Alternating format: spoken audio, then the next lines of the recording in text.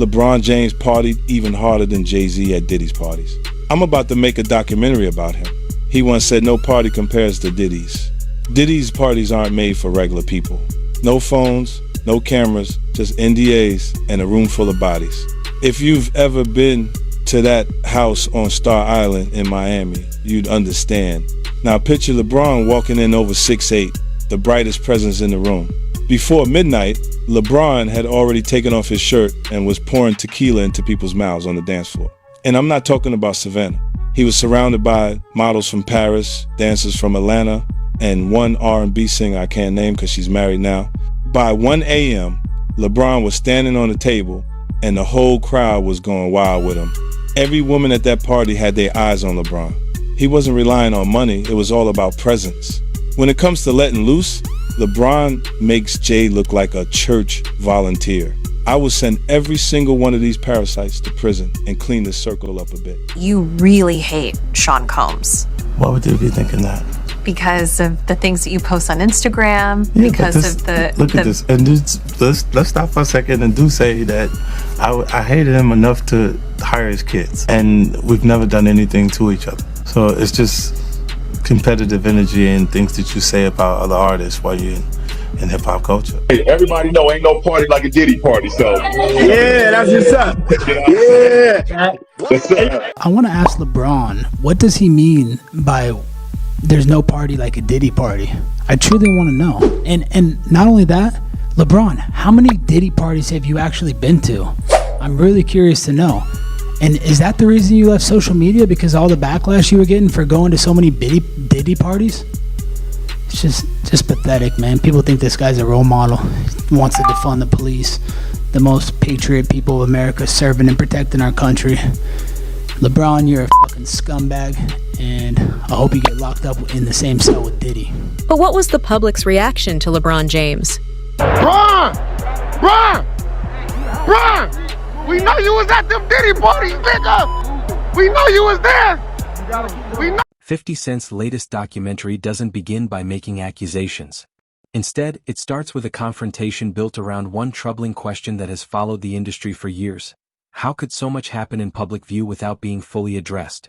The film revisits influential figures such as Sean Diddy Combs and LeBron James, presenting familiar moments not as disconnected incidents, but as pieces of a broader pattern.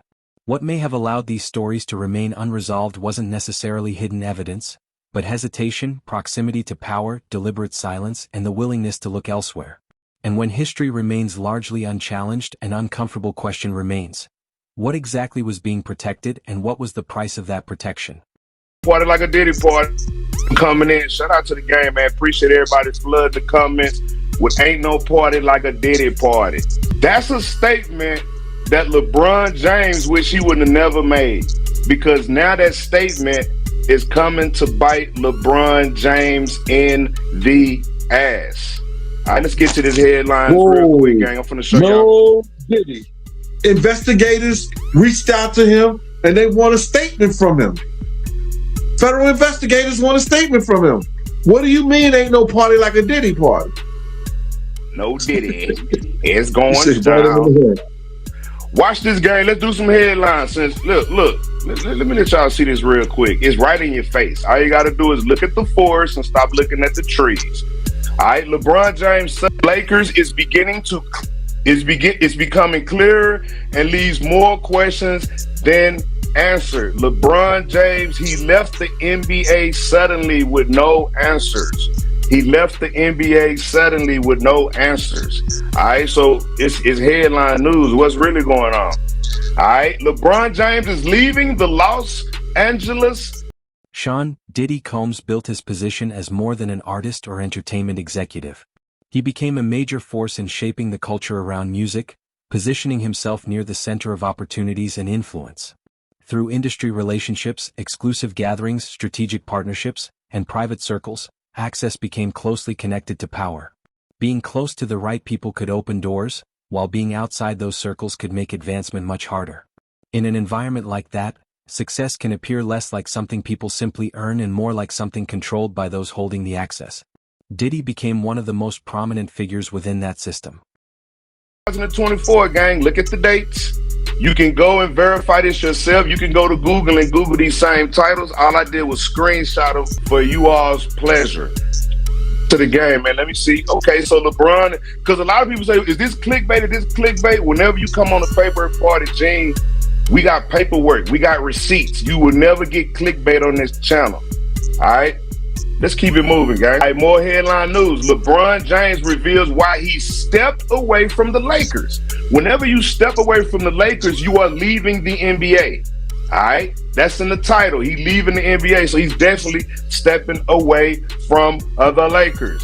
More headline news. LeBron. In environments where influence is concentrated, personal relationships can sometimes matter more than formal agreements, while being close to powerful figures can provide both opportunity and protection. The larger concern is therefore not necessarily personal, but structural. When advancement depends heavily on access, remaining quiet can become an unwritten requirement, while compliance gradually replaces meaningful accountability. That leads to a broader question. Can a system built around controlled access, influence, and private relationships genuinely hold itself accountable for the consequences it creates? Puff, and he's in exotic bookstores and he's doing shopping, right? He's shopping, getting his stuff and everything like that. So, you know, this is the first time I was ever in an exotic bookstore with Puff. So, you know, I'm giving him his space. He's taking things off the shelves and stuff like that because they gave him a brown paper bag. When they gave him a brown paper bag, he was just putting stuff in there. So I said, damn, you know, he got to go put it on the counter and, you know, show everybody what he's getting. So as he's going, I'm just looking at the places where he's picking stuff from. So there's one part he picked up some things from up here on my left side. And then he picked like quite a few of them down. I was like, okay. He put them in the bag. So when I went by there and I looked up there and it said butt plugs. And I was like, hey, yo. I was messing with him. Because people don't understand, you know, we was like friends. He was a part of the same gang. So I'm still going to tease him. I'm still going to mess with him and everything like that. I could do that. It wasn't just no security thing. So I say, yo, what are you getting this for? And it said butt plugs, and he was like, yo, can I do my shopping by myself? I said, yeah, you could do it by yourself, brother. And he started walking and everything like that. When he got to, I just waited at the counter. So when he got to the counter, he didn't even have to show the guy nothing. He just gave the guy a wad of money. I mean, like he gave the guy a stack, something like this. And Puff wasn't the dude that carried no 20s and no 50s and nothing like that. And I mean, like, he just said, boom. And we walked out the store. So we had to leave Atlanta and go to North Carolina for a show. You understand? And it was him, this rapper, Sarah, and this other girl. LeBron James represents much more than success on the basketball court. His influence extends across sports, business, entertainment, and culture. His public identity has been built around discipline, responsibility, and leadership, which means his associations can attract almost as much attention as his public statements. When someone with that level of influence repeatedly appears within exclusive social circles, those relationships can carry symbolic significance regardless of the person's intentions. This is not itself an accusation, but rather an example of how reputation creates scrutiny. When someone presents themselves as a leader guided by strong values, it naturally raises the question of whether silence can eventually become part of the public narrative. Not only is he leaving, gang, LeBron sold his mansion for $39 million. All right? Now, he leaving social media. He leaving the NBA. Now, he just sold his 39. Now, I'm going to tell y'all something, too. A lot of people may not know this, but LeBron James bulldozed it in order to get another one. So he is getting another mansion, but he sold his mansion. Remember, I have a bachelor's degree in real estate. Right? Whenever you start settling out of real estate, whenever you start leaving your obligations like playing for the NBA, and whenever you leave social media, reason. And I think I know why. Party like a Diddy party, so. Yeah, that's what's up. Yeah. So you know. Everybody know ain't no party like a Diddy party. Yo, how authentic was that That thing on social media when they had LeBron in the maid outfit, how authentic was that? Old footage has a tendency to return at unexpected moments, not because the footage itself has changed, but because the way people interpret it can change over time. Comments or interactions that once seemed harmless, humorous, or complimentary may take on a different meaning when viewed through a new context. Looking back, those moments can become reference points in a wider examination of influence, relationships, and the environments surrounding powerful people. As additional context emerges, audiences may begin examining familiar footage more closely than they did when it was originally recorded. Saying it's Photoshop, but I seen different pictures, bro. I done seen like 7 different pictures of him that's made suit. So that particular picture can't be Photoshop if it's 7 different pictures of him in that particular made suit, unless all 7 of those pictures in different angles is Photoshop. So I don't think a lot of people say it is Photoshop. Shout out to Miss Cat Dog. Just 50 Cent's name being attached to it again. These are two, as everyone knows, the 3 names in hip hop are Jay-Z, Diddy, 50 Cent when it comes to the status of where you could get as a business or a brand. I guess so. So for the top 3 individuals, for one to go at the other and release this doc, I don't know, what does that say to again, I keep asking about the hip hop state of things. What does that say to hip hop? Like, yeah, man, but you know when guys come on here, man, and they want to come and try to ruin your show and say that shit to some is clickbait, the more and more we try to teach them, the dumber they make us look, bro. But you know what? That make them look dumb because watch this. I got 3 college degrees, bro. You know what I'm talking about? I own a lot of look, bro, my thing is this, bro. I don't have to be doing this shit, just like you don't have to be. You see what I'm saying? But a lot of people depend on this information, and a lot of people love hearing what Paperwork Party Gene got to say. So for the thousands of people that like hearing we got to say, that's cool. For the 20 people, they need to get the fuck up out of here because it ain't no clickbait over here. Right, it's all good, man. You know what I'm saying? But let's just concentrate on the people who are we our own downfall? I guess I don't know. Well, I mean, I don't know. It all depends on what you consider hip hop. Like, I don't consider any of this debauchery, any of this animalistic crap. I don't consider any of this hip hop. I grew up in hip hop. You know? The documentary does not claim that words by themselves establish wrongdoing. Instead, it highlights how recorded conversations and past moments can reveal the level of comfort people once had within environments that later became subjects of scrutiny. The focus is cultural rather than strictly legal, examining how language can indicate familiarity and belonging before anyone thinks to question it. As perspectives change and old events are reconsidered, another important issue emerges. Who gets to determine what those earlier words mean once the surrounding context has changed? He's been asked to come in, you know, and investigators reached out to him and they want a statement from him. Federal investigators want a statement from him. What do you mean ain't no party like a Diddy party? And bro, I'll be sick too. If I'm at a Lakers game and it's feds all in the front row looking at you, talking about, yeah, we gonna get a statement, nigga, I wouldn't go to the games either. I miss the games too, nigga. Yeah, you talking about, nigga, you think the feds ain't going to LeBron games and saying, nigga, ain't no party like a Diddy party, we know what's going on? Come on, bro. and we don't even know who they said. And then there's certain women's out here that state, I don't know how authentic their statements are, but they're saying that there's tapes with them with A-list celebrities having sex with. Yes. LeBron is an A-list celebrity, allegedly. But no, LeBron is an A-list celebrity. Start off with Diddy basically recording him coming back to New York, recording himself, hiring a camera crew to technically turn himself in. You know, 5 days before he turned in, he came back to New York, you know, based on his lawyer's 6 days. Apologies. Based on his lawyer's recommendation, saying that, you know, of course, you know, he's cooperating.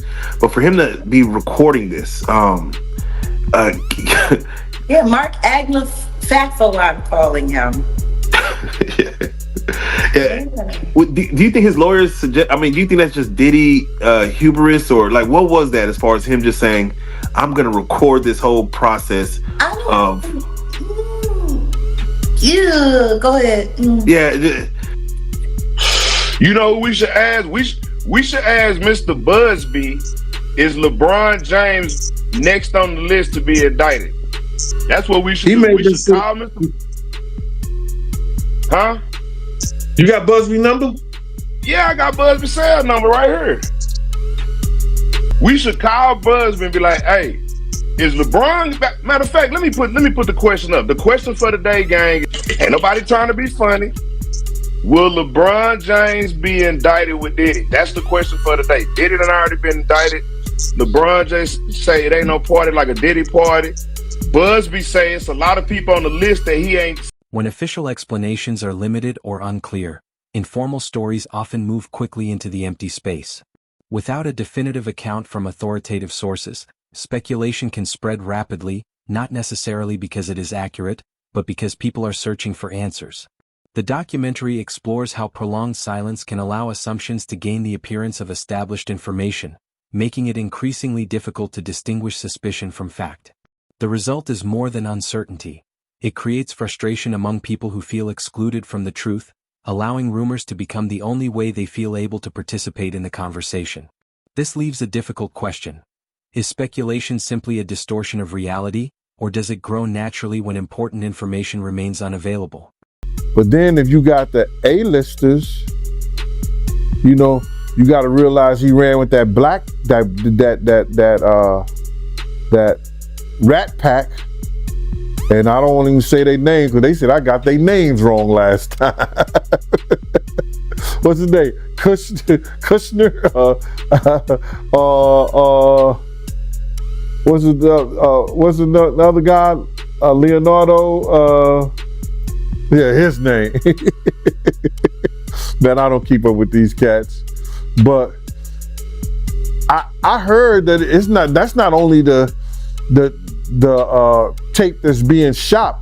There's some other tapes out there, other people too with him. And him doing some things with some other people. So there's quite a few tapes that might be out there, what they're hearing. And I don't want to see the tapes, but I want to know if they really true. Because if they got if they got some tapes out there and it's with some underage, whether it's celebrities or not, it's gonna be crazy, bro. It's gonna be real crazy. And they're gonna have to bring that to forefront because the prosecutor's gonna want those tapes. And they're gonna do whatever they have to do legally to get those tapes. No ifs, ands, and buts about it. So we just better hope for his sake, that's just a bunch of bull crap. But then there's lawyers out there saying, yeah, the tape does exist. Lawyers got on television to say the tapes exist. I don't really know or trust that, because they was trying to say he had a tape with one of the bodyguards and this lady that came out. So influence within entertainment rarely remains limited to one industry. It can move between music, sports, fashion, media, and business through interconnected networks of powerful individuals. When major figures from different fields repeatedly socialize within the same circles, their familiarity with one another can create an environment where scrutiny becomes more difficult, even without any coordinated effort. The documentary presents this as a convergence of influence rather than a secret conspiracy. An interconnected elite environment that can regulate itself through relationships, recognition, and shared access. The result may be a form of protection created by the network itself, where influence becomes a shield. When power overlaps across so many areas, the question becomes whether accountability naturally weakens when challenging that influence becomes increasingly difficult. Cassie doing, that's his doing, and his learned behavior from the people that mentored him. You gotta realize, man, he learned from Andre Harrell. He learned from Russell Simmons. He learned from Clyde Davis. You understand? When those people are telling you that they were heavy into the drugs, they was heavy into beating women and doing things at that age, at that crazy stage, that's gonna make him think that he could get away with the same thing that they was getting away with back then. You understand? The things that he was saying, you know, the touchy-feely between two men and all that stuff like that, man. All that, he learned that from them dudes. When I told y'all the story, when me and my man went up to Russell Simmons and he had a house and he had a man in bikini drawers in his bedroom, in his bed. You understand? Bruh, this is that he learned. I'm assuming he learned it from them. Let me put that. And I'm not gonna say alleged because I saw that for my own self. My man was with me, Slick was with me, and we saw that for our own self. You understand what I'm saying? So these are behaviors and things that with drugs and all the stuff that's going on, pills, drinking, it can make this man into a monster, and that's what it did, bruh. It made him into a monster, bruh. I personally feel like he got a lot of the things that he did from his mentor, and then he probably did it to the 10th power. You understand? Russell Simmons admitted that he was a drug abuser.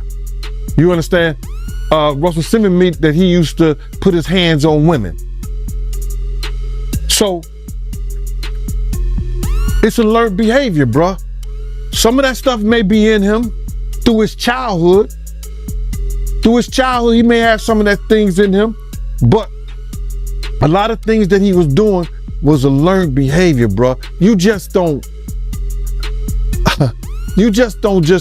just turn it in a matter of years the way he was doing people, man. You understand? The possibility that private encounters were extensively documented raises concerns that go beyond simple curiosity or shock. At its core, the issue is control. History repeatedly shows that whoever possesses important records can potentially hold significant leverage, regardless of whether that leverage is ever used. Even knowing that sensitive material might exist can affect people's behavior, creating caution and compliance because nobody knows what could eventually be revealed. In such circumstances, the possibility of exposure itself can become a source of power, making silence seem safer than resistance. That creates serious ethical and legal questions surrounding autonomy, pressure, and fear. If authority is maintained through what could potentially be revealed rather than what is openly said, then the question becomes whether silence is genuinely voluntary or something people have gradually been conditioned to accept. There was something in that other than baby oil. That's why they took all the bottles. And 9 times out of 10, if I would give it a wild guess, it was, and like some of the people told me, it was probably that GHB. What's that? I think it's gamma hydrox.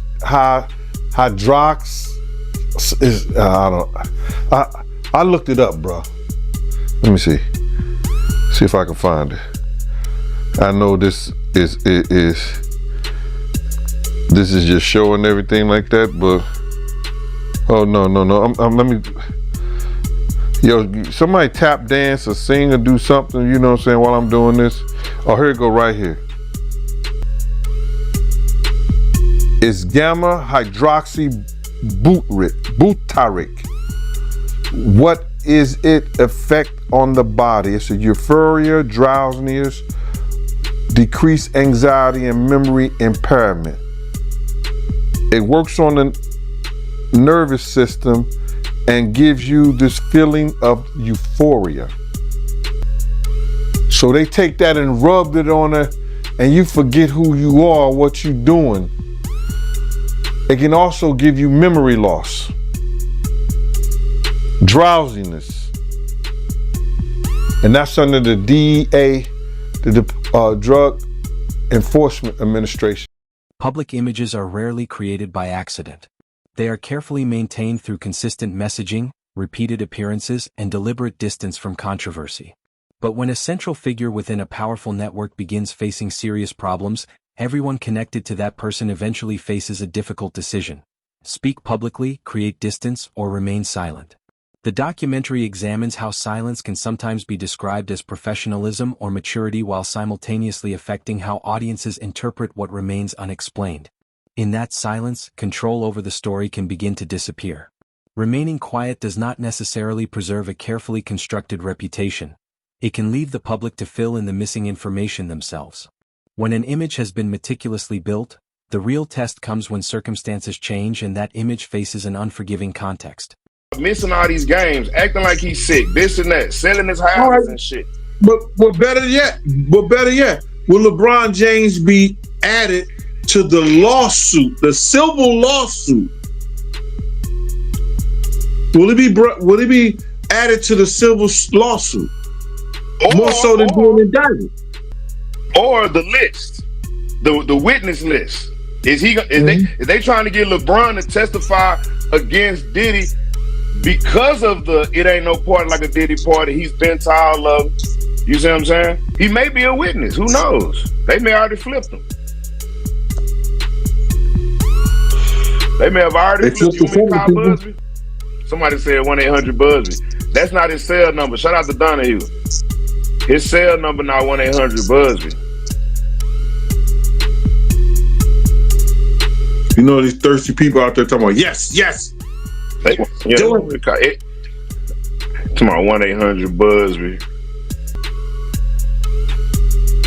Somebody said prophet. Shout out to Mystery Singer. I like that. That's a real educated word. I like prophet. I don't know if he got a profit agreement. We ain't found no paperwork of him having a profit agreement, but keep that in mind, Mystery. Yeah, the U.S. attorneys have to do that. Give him a profit agreement. Yeah, keep that in mind because he damn sure selling property. I know he don't need no money. You only sell shit when you need money. Mm-hmm. He sold. Look, I didn't show you this one right here. He sold the one in Miami too for $18.5 million, bro. He done sold 2 cribs in 2 years. He sold the one in Miami for $18.5 million, and he sold the one in California for $39 million, bro. The documentary ultimately emphasizes that what remained hidden for years was not necessarily one person or one isolated event. Instead, it points toward a broader system sustained by comfort, access, and mutual discretion. The movement from rumors toward documented history does not necessarily happen through one dramatic revelation. It develops gradually through continued investigation, scrutiny, and a refusal to allow unanswered questions to disappear back into silence. Genuine exposure is often not an explosive moment, but a slow accumulation of information that eventually makes previously ignored issues impossible to dismiss. You would hear a boo boo boo boo, a thump or whatever the situation is and stuff like that. Yo, what's up? Everything good? And sometimes they would open the door. I'm right there by the door. Sometimes you see things you don't want to see. Hey, did they ever try to get you involved? Or not at all. Offer you? Not at all. Puff did it one time, but that's in my book. When he was coming from Dallas, he had the snow bunnies. And I reneged on that. Nah, I'm good. Hey, did you see any celebrities Puffy did any of that stuff with, the swinger stuff with? Yeah, I did. Tell me about that.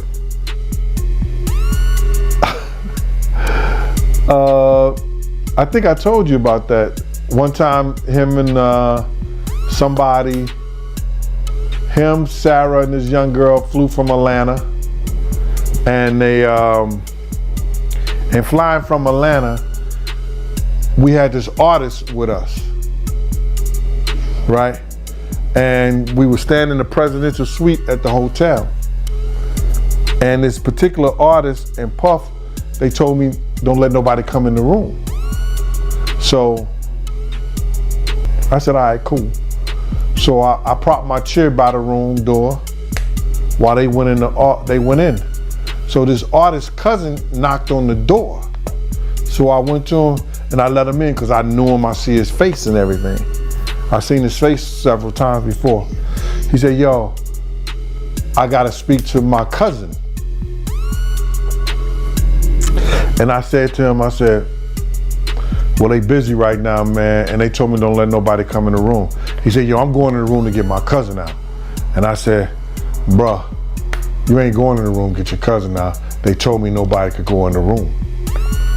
So he said, I don't care who you are, what you doing like that. I'm going to get my cousin. He went to go and try to open the room. I grabbed his ass, joked him up, and slammed him on the piano.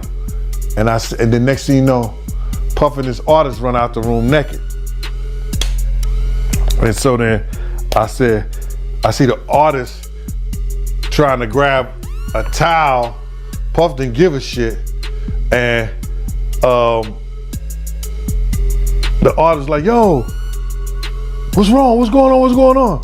He like, yo, G, that's my cousin. And I was like, yo, my man, he was trying to get in the room, and y'all told me don't let nobody else come in, let nobody come in his room.